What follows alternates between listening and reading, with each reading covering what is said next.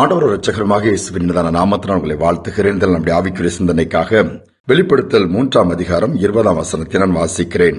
இதோ வாசற்படியில நின்று தட்டுகிறேன். ஒருவன் என் சத்தத்தை கேட்டு கதவை திறந்தால் அவனிடத்தில் நான் பிரவேசித்து அவனோடு போஜனம் பண்ணுவேன், அவனும் என்னோடு போஜனம் பண்ணுவான். ஆண்டவர் என்ன சொல்லுகிறார்? வாசற்படியில் நின்று தட்டுகிறார். நம்முடைய வீட்டை குறித்து சொல்லப்படவில்லை, நம்முடைய இருதயத்தை சொல்லுகிறார். இருதயத்தின் கதவை ஆண்டவர் தட்டுகிறார். ஏனென்றால் ஆண்டவர் நம்முடைய இருதயத்திலே நமக்குள்ளே வாசம் பண்ண விரும்புகிறார். அப்படிப்பட்ட காலகட்டத்தில் தான் நாம் வாழ்ந்து கொண்டிருக்கிறோம். பழைய ஏற்பாட்டின் காலம் வேறு, புதிய ஏற்பாட்டின் காலம் வித்தியாசமானது. இந்த நாட்கள் ஆண்டவர் நமக்குள்ளே வந்து வாசம் பண்ணுகிறார். பழைய ஏற்பாட்டு காலத்திலே ஆசரிப்பு கூடாரம், ஆலயம் என்று சொல்லி பலவித காரியங்கள் இருந்ததை நீங்கள் வேதத்தில் பார்க்கலாம். ஆனால் இந்த நாளில் நாம் இருதயத்தில் இடம் கொடுப்போம் என்று சொன்னால் நம்முடைய வாழ்க்கையின் நிலைமையின சிந்தனைகள் எல்லாமே மாற்றத்தை பார்க்க முடியும். ஏமாற்றம் இருக்காது. இயேசு பூமியிலே பிறக்கும் அந்த காலகட்டத்தை பார்ப்பில் என்று சொன்னால் குடிமதிப்பு எழுதப்பட வேண்டும் என்று உலகமெங்கும் சொல்லப்பட்டது.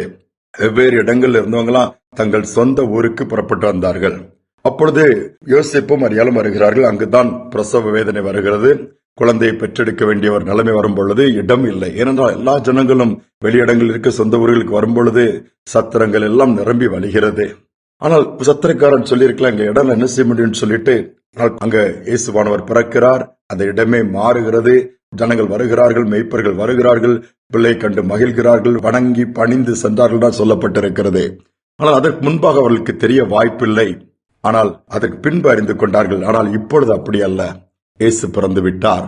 நமக்காக கல்வாரி சிலுவையில் ரத்தத்தை சிந்திருக்கிறார். மரித்து அடக்கம் பண்ணப்பட்டு 3ஆம் நாள் உயிரோடு இருக்கிறார். இப்பொழுதும் ஆவியான தேவனா நம்மோடு கூட இருக்கிறார். ஆனால் நமக்குள்ளே தான் வாசம் பண்ண விரும்புகிறார். ஆனால் நம்ம இடம் கொடுக்கிறோமா? அவர் நமக்குள் வந்து விட்டால் அங்கு இருள் இருக்காது. இருதயம் முழுவதும் வெளிச்சமாக இருக்கும். வெளிச்சம் இருக்கும் பொழுது நமக்குள்ளே தெளிவு, சிந்தனைகளில் தெளிவு வந்துவிடும், பார்வைகளில் தெளிவு வந்துவிடும், செயல்களிலும் ஒரு தெளிவை பார்க்க முடியும். குழப்பம் இருக்காது. அதை பார்க்க முடிகிறதா? இருதயத்தில் கிறிஸ்துவாகிய ஒளி உதித்திருக்கிறதா? பிறந்திருக்கிறாரா? எல்லாவற்றையும் படைத்த இயேசுவுக்கு இடம் கிடையாது. வேதமாக தான் சொல்லுகிறது. இயேசுவே சொல்லுகிறார், நரிகளுக்கு கூட குழிகள் உண்டு, ஆகாயத்து பறவைகளுக்கு கூடுகள் உண்டு, மனுஷகுமாரனா எனக்கு தலை சாய்க்க இடமில்லையே. இயேசுவுக்கு இந்த வாழ்க்கையில நம்முடைய உள்ளத்தில் இடம் கொடுத்தோமானால் நம்முடைய உள்ளம் மட்டுமல்ல இல்லமும் சந்தோஷமாய் மாறும். இந்த வாழ்க்கைக்கு பின்பு அவருடைய ராஜ்யத்தில் நமக்கு இடம் கிடைக்கும். ஒரு தகப்பன் தன்னுடைய 3 பிள்ளைகளை கூப்பிட்டு, எனக்கு வயதாயிட்டுப்பா, உனக்கு சில பொறுப்புகளை உங்க கையில கொடுக்க விரும்புறேன். ஆனா 3 பேர்ல யார் திறமசாலி, மற்ற காரியங்களை நல்லா அட்மினிஸ்ட்ரேட் பண்ணுவான்னு சொல்லி நான் அறிந்து கொள்ள விரும்பி ஒரு டெஸ்ட். 3 பேர் கையில 100 ரூபாய், ஆளுக்கு 100 ரூபாய் கொடுத்து ஒரு அறையை காண்பித்து, இந்த அறை முழுவதுமாய் பொருட்களோ ஏதோ நீங்க நிரப்பி வச்சிடணும். இவ்வளவுதான், 100 ரூபாய் காண்டு எக்ஸ்ட்ரா எதுவுமே செலவழிக்க கூடாது. நான் அந்த அறையை பார்க்கும்போது ஒரு நிறைவு இருக்கணும், ஃபுல்லா அதுல எங்குமே வெற்றிடம் இருக்கக்கூடாதுன்னு சொல்லியாச்சு. 3 பேரும் யோசிக்கிறான், என்னத்தை வச்சு அதை நிறைக்கிறது 100 ரூபாய் தான் இருக்குது. ஒருத்தன் பாக்குறான், இது நமக்கு செட் ஆகாது. 1-2 எடுத்து மாத்தி பாக்குறான். அவன் அப்படியே விட்டுட்டு இருக்கிறான்.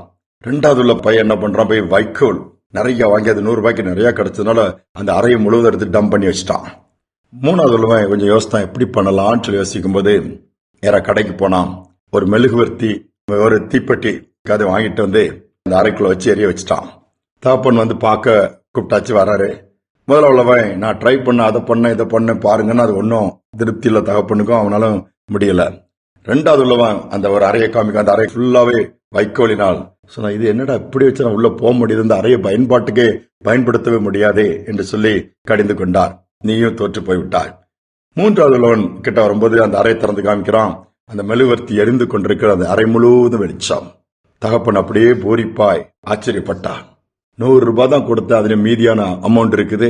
ஒரு மெழுகுவர்த்தி அந்த அறையில் இருக்கும், அந்த இருள் இல்ல, அந்த அறை முழுவதும் வெளிச்சத்தினால் ஒரு நிறைவு இருந்ததை பார்த்து பாராட்டினார். இன்னைக்கு நிறைவில்லாத வாழ்க்கை தானே எங்கும் பார்க்கிறோம். ஏதாவது ஒரு குறைவு, ஏதாவது ஒரு இடத்துல மனவேதனை, ஏதோ ஒரு காரியம் முட்களாய் மாறி குத்தி கொண்டிருக்கிறது. ஆனால் இந்த கிறிஸ்து பிறந்த நாட்களை நாம் நினைவு கூர்ந்து சந்தோஷமாய் களி கூறுகிற நேரத்திலும் கூட நம்முடைய உள்ளத்துல இயேசுவுக்கு இடம் உண்டா? அந்த இயேசுவாகிய ஒளி நமக்குள்ள உதித்திருக்கிறதா? அந்த தீபம் நமக்குள்ள எரிந்து கொண்டிருக்கிறதா? சிந்திப்போம், ஜெபிப்போம். அன்பின் தகப்பனே, இந்த நாள் எங்களை முழுவதுமா தாழ்த்தி ஒப்புக் கொடுக்கிறோம். நீர் எங்களுக்குள்ள தங்க விரும்புறீங்கப்பா. வீடுகளை அலங்கரிக்கிறோம், மற்ற காரியங்களை அவ்வளோ செய்யறோம். ஆனா எங்களுடைய உள்ளத்துல உங்களுக்கு இடம் இல்லைன்னா எங்க வாழ்க்கையில எல்லாமே வெறுமைதான், எல்லாமே இருள் தான். அந்த நிலைமை மாறி ஒருவள் இன்னைக்கு இருளான இருதயத்தோடு பலவீனமான எண்ணங்களோடு, உடைந்து போன உள்ளத்தோடு, மன அழுத்தத்தோடு வாழ்கிற பிள்ளை இந்த செய்தியை கேட்க நேரிடுமானால் அவளுடைய இருதயத்துக்குள்ள உள்ளத்துக்குள்ள நீ பிரவேசிக்கும்படி ஜெபிக்கிறேன். கதவை நீ தட்டி கொண்டிருக்கிற சத்தத்தை கேட்கக்கூடிய பாக்கியத்தை கொடுங்க. கதவை திறந்து உண்மை அனுமதிக்கக்கூடிய அப்படிப்பட்ட ஒரு வாஞ்சியை கொடுங்க. அப்படிப்பட்ட ஒரு தெளிவை கொடுங்கப்பா. செய்வதற்காக நன்றி. உள்ள வரும்போது எல்லாம் கூடும், தடைகள் மாறிடும், பலவீனங்கள் மறைஞ்சிரும், அற்புதங்கள் நடக்க ஆரம்பிச்சிடும். அந்த மாதிரி பாக்கியத்தை கொடுங்க. தாழ்த்தி ஒப்பு கொடுக்கிறோம். துதிகனமையுமே எல்லாவற்றையும் நமக்கு செலுத்துகிறோம். இயேசுவின் நாமத்தை வேண்டிக் கொள்கிற நல்ல பிதாவே, ஆமேன், ஆமேன். இயேசுவை நம்முடைய வாழ்க்கையில அனுமதிப்போம். விசேஷமா நம்முடைய உள்ளத்துல அந்த வெளிச்சமாகி இயேசு வரும் பொழுது, ஒளியாகி இயேசு வரும் பொழுது நாமும் வெளிச்சம் கொடுக்க ஆரம்பித்து விடுவோம். நம்முடைய காரியம் எல்லாம் மகிமையானதாய் மாறிவிடும். இந்த சிந்தனையோட நாளை தொடருவோம். மீண்டும் நாளை தினம் சந்திப்போம்.